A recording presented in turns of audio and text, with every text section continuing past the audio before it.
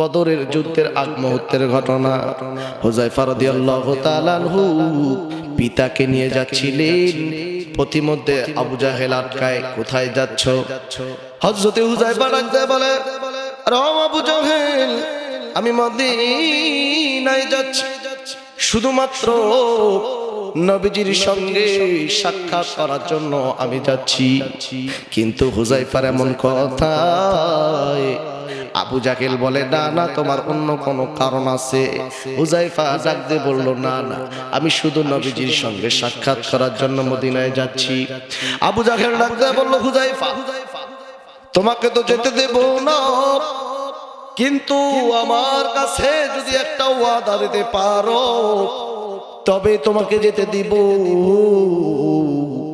হুযায়ফা রাদিয়াল্লাহু তাআলা আনহু ডাক দিয়ে বলল, হে আবু জাহেল ভাই, কি ওয়াদা বলো?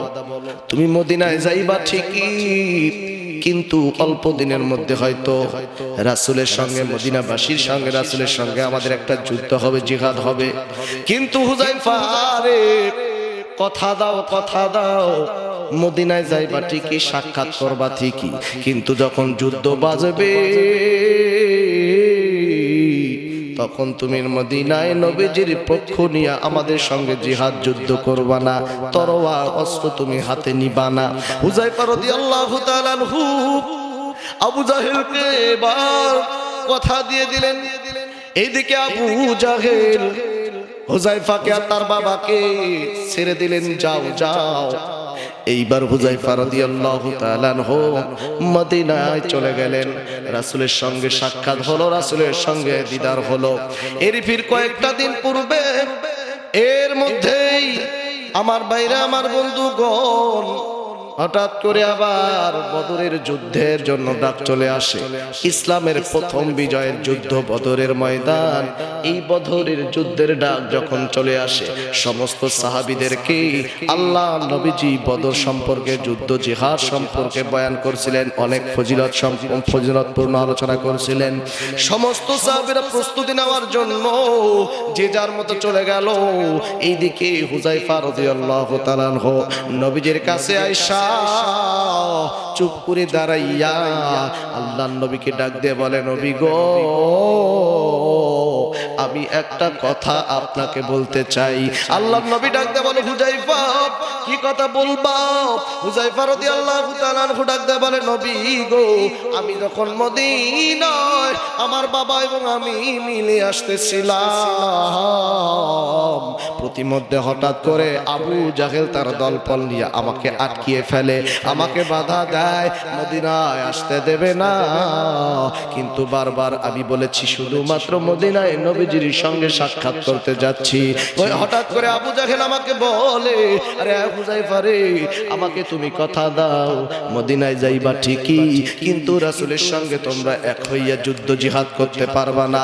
আমি তো শুধুমাত্র কথা দিয়েছি, এখন নবীজি আমার কি হবে? আমি কি যুদ্ধের ময়দানে যেতে পারবো?